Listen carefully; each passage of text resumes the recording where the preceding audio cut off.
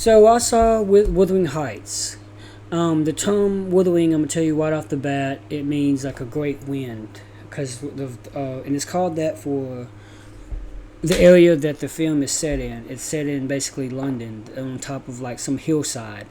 And so I'm gonna go into my desktop as I typically do, and I'm gonna go into the cast because I can't remember everybody. So the film here, that's another great movie coming out. The film here is directed by Emerald Fennell.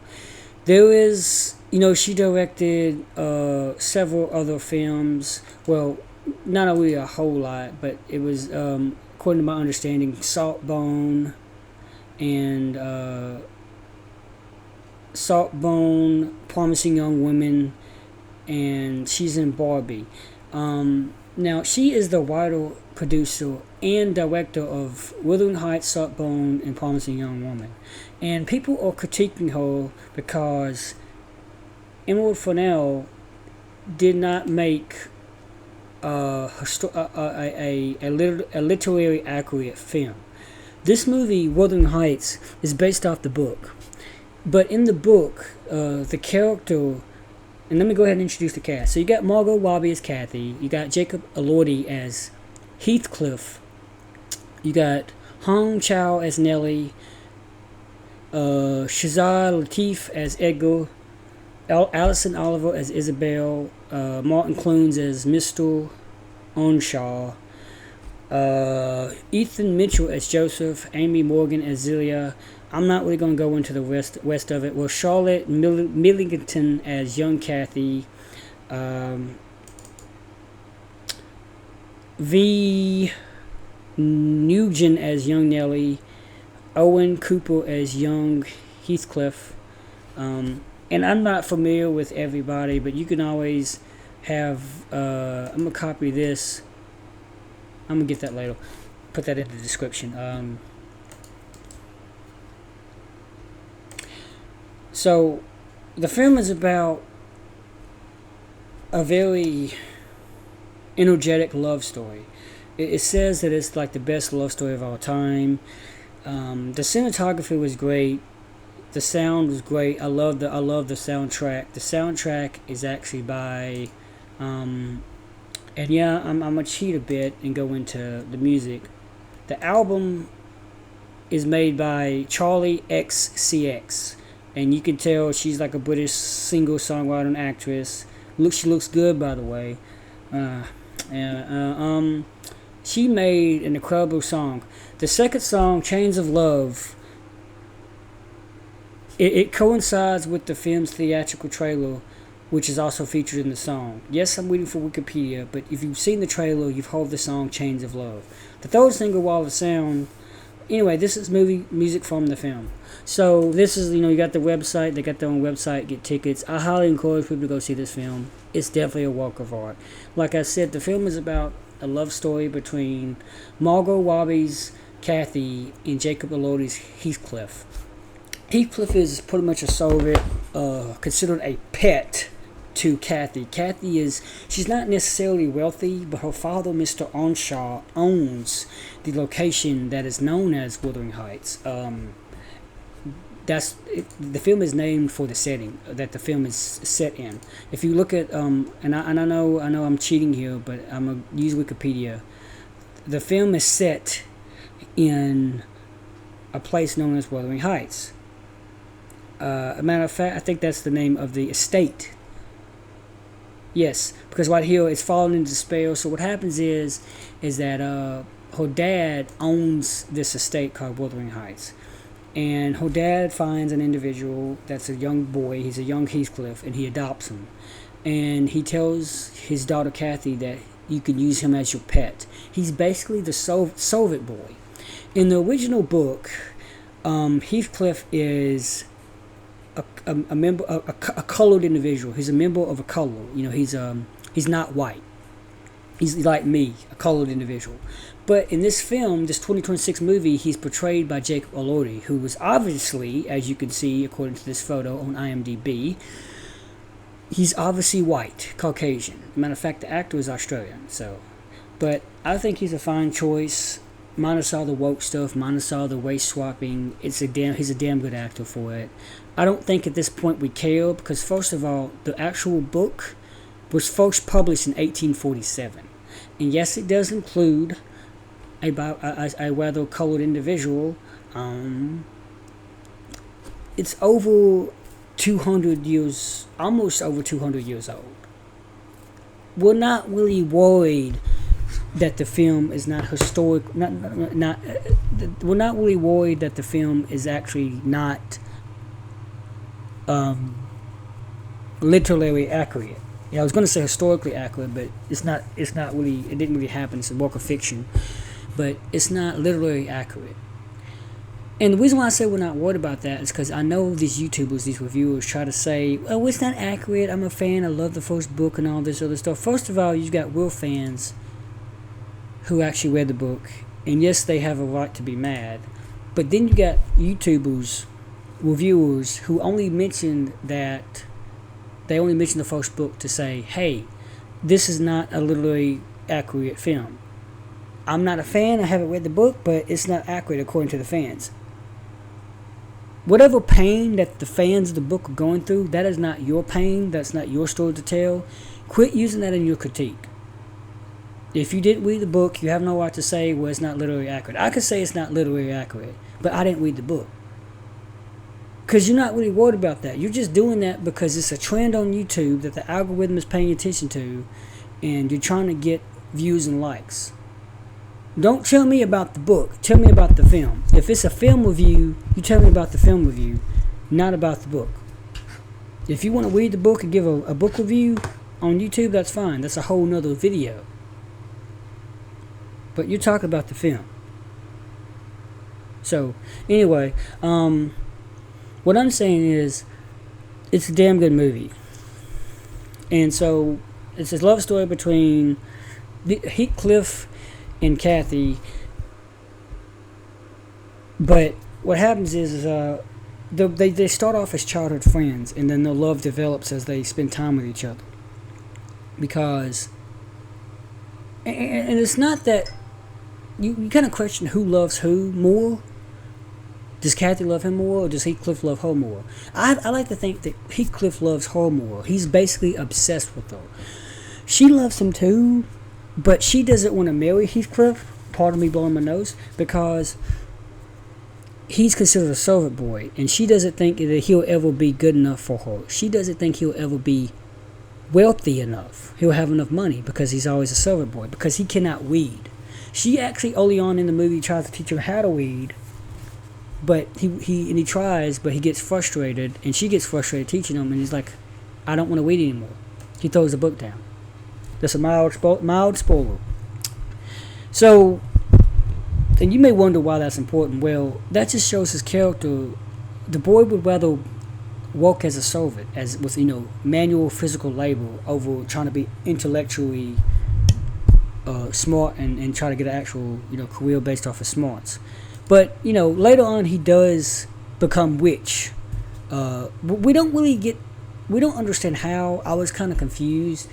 The pacing of this movie is rather quick, and I don't like that, because you cannot go to the bathroom without missing anything, and sometimes you gotta go.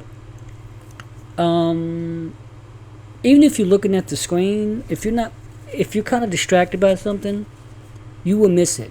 Like it speeds up rather quickly. There was a moment when Kathy, she sprains her ankle climbing a fence or looking over a fence, and there was this guy by the name of, let me look at the IMDb cast here again. I just said the name, but I can't remember names that very well. Edward. Edward is a wealthy individual who lives next door to the Onshaws, who live at Wuthering Heights, and she's basically spying on them. She's spying on Edward and his ward. His ward is the young woman, the young Isabella, played by Alison Oliver. That's his ward, of the woman that he's allowed her to live with him. If you don't know what a ward is, that's basically like a minor that cannot be expected to live by herself yet, or maybe a family member that's been injured. I don't know really what it is, but she basically lives with him. what happens is Kathy Hill, played by Margot Robbie, she sprains her ankle. Edgar lets her live with them to heal, to recover from her ankle injury. And while she's healing, she befriends Isabella, and she spends a good 6 weeks, I think, 5 or 6 weeks with Edgar. Edgar he falls for her, he falls in love with her, and he proposes to her.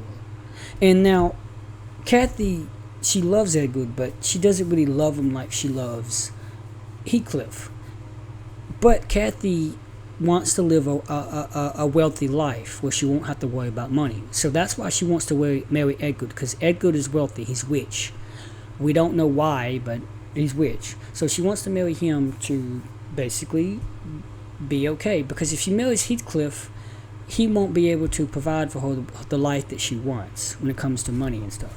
Now, I say that because there was a moment when Heathcliff he overhears Kathy telling somebody. No. Kathy is telling Nellie. Nellie is her. They're roughly the same age. Nellie's a little bit older, and I mentioned the younger cast earlier. We see young Kathy and young Nellie at the beginning. The movie starts off with a hanging, and I won't spoil it from there. But basically, Nellie and Kathy are childhood friends. Nellie is Kathy's other servant, if you will. It's kind of like, let me go a little bit into the plot here. I'm not trying to spoil it, but Nellie, she's like a servant to her, but she's not a low servant like Heathcliff is. Heathcliff is a low servant, meaning that he's basically like kind of like a farm hand. Where's my Control F? Control F. Oh, my computer wasn't on. My keyboard wasn't on. So, okay, yeah.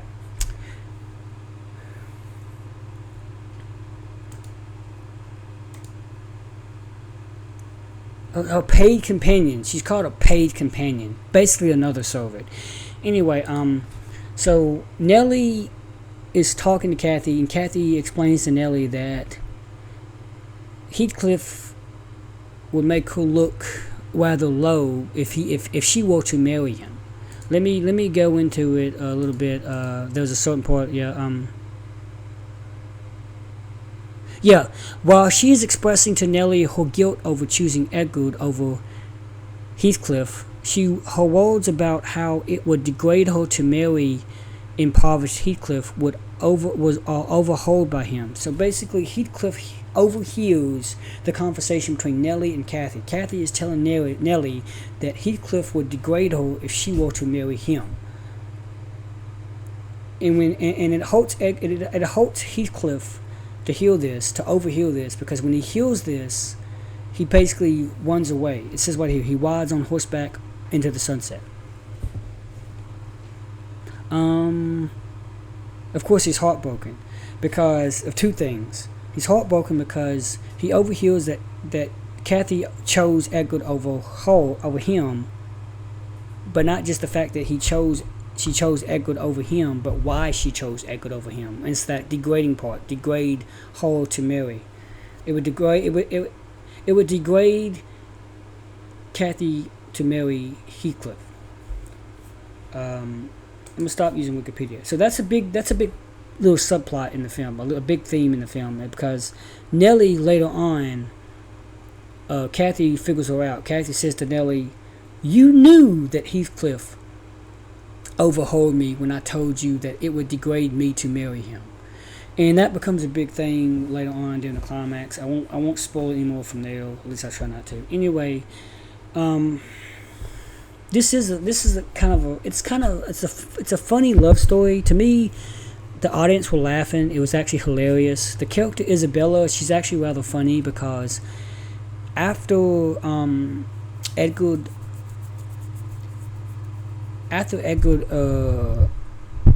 proposes to her and they become engaged, Kathy and Edgar, that's when you have the whole scene when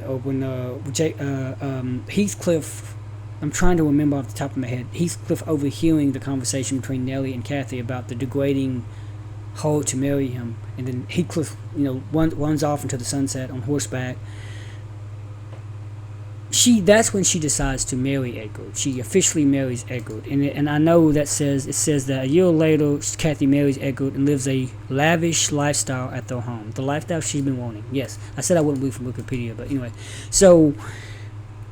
She's married Edgar, and we see Isabella is giving her all kinds of gifts. She makes her a doll out of hair that she has collected from her combs. So whenever Kathy was combing her hair, she would leave off little strands of her blonde hair, and then Isabella would take those when she took her comb and keep those and then bundle them all together on this little doll that she had made for Kathy. It basically resembles Kathy, and she had this whole dollhouse. And it's funny how it was. The dollhouse, she put the doll in the dollhouse with them standing outside yet another dollhouse looking into the dollhouse. And it's kind of layered. And then and it's a brilliant scene because the actors end up mimicking what the dolls are doing. They're looking at each other the way that the dolls are looking at each other. As this is where the layers come in. We see them looking at yet another dollhouse with the dolls looking at each other.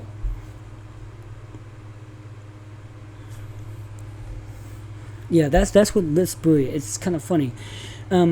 Isabella is a funny character because she's rather insecure. Whenever Heathcliff comes back, like I said, he's mysteriously gained some kind of fortune. Maybe he found a family member that died and he got the will or something, and he inherited the money. He mysteriously has money. And he says to Kathy, does that amuse you or something? Like, are you proud of me now? Will you now realize me as an equal, that I'm wealthy because I'm now the type of man that you could marry? Well, if he had done it before she married Edgar, she probably would have married him, but she's already married. And I guess back in the day, in the 1800s, it was not easy in London, England, for a woman to simply divorce her husband just for another man. The husband could divorce the wife probably if he found her in the act of adultery, sexual adultery, that is, having an affair, which she does do with Heathcliff later on. I kind of spoiled it again. But yeah, she's kind of stuck with Edgar in marriage, but that does not keep Kathy and Heathcliff from having a sexual affair later on behind Edgar's back. Let me go full screen again. So yeah, that's pretty much what happens. It's very funny. It's Isabella is she's hilarious because she's seen as insecure because Heathcliff wants to get Kathy back. He wants to get revenge on Kathy by marrying a woman he does not even care about. He tells Isabella, I will not love you. When I make love to you, I will be thinking of Catherine. Do you wish to continue? And Kathy just says yes. Isabella just says yes. Isabella is agreeing to this. She knows what she's getting herself into, but she really does kind of love Heathcliff. And Heathcliff is just using her. Kathy later tells Isabella this. She tells Isabella, Heathcliff does not love you. He's just using you to get to me. He's just using you to get back at me. But know what you're getting yourself into. He will treat you like a dog. He will treat you like shit. That's kind of what I'm paraphrasing, of course, but that's basically what Heathcliff does. He treats her like a dog, and Isabella loves it. Nellie actually wants to save her by going back because Heathcliff has purchased Wuthering Oats. He buys Wuthering Oats from Mr. Onshaw, who is Kathy's dad. So the roles have reversed. Well, Heathcliff used to be a servant. He used to be a pet to Kathy, and therefore he used to be Onshaw's servant, a servant for Onshaw. Now he bought the property, and it's not that Onshaw is a servant to him, but he owns the property now. And but Heathcliff still sleeps in his old womb that he slept in when he was a child. He refuses to sleep in Kathy's womb. I forgot the reason. I plan on seeing this a third time. Anyway, Nellie used to live with the mom. She was also the servant. She was her servant. So Nellie goes back to the Wuthering Heights to save Isabella. Isabella has kind of moved in with Heathcliff. Heathcliff is taking Isabella back to Wuthering Heights. Nellie wants to take her from Wuthering Heights back to where is it that they live? Now I gotta look at the plot again. What's his name? Edgar. He lives.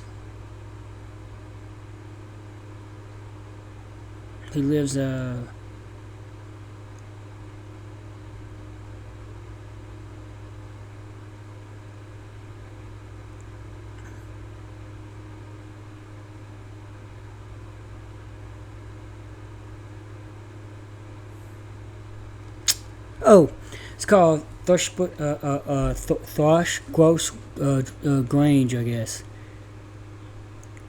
Thrushgrange, Grange, which I think is kind of next door.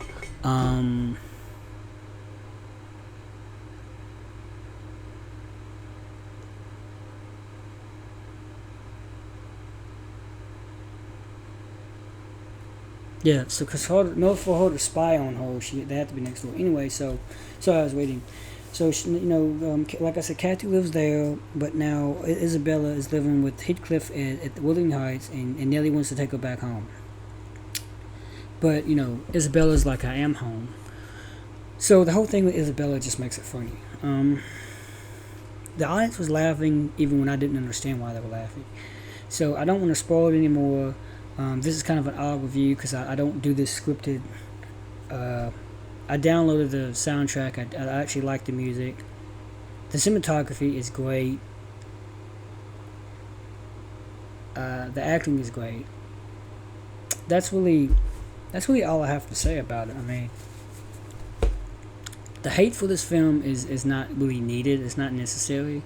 I didn't worry about it being accurate because like I said, I did not read the book. If you read the book, that's fine, but know that it's not like the book. I've been hearing people say it's not like the book. Even Snarky J on YouTube, she said, know that going in, it's not like the book, but it's still a good movie. It's still a good love story. It's got a messed up ending, at least for Heathcliff, but it's a really good movie. I mean, it's one of the best movies starting this year. With that said, that's my review. I'm just gonna stop recording the video now and upload this review later. Please like and subscribe. I won't feel bad if you don't, but I appreciate it if you do. I'm trying to get more reviews out there. Yep, there's that. Thank you for doing it. Thank you for watching this video. Take care.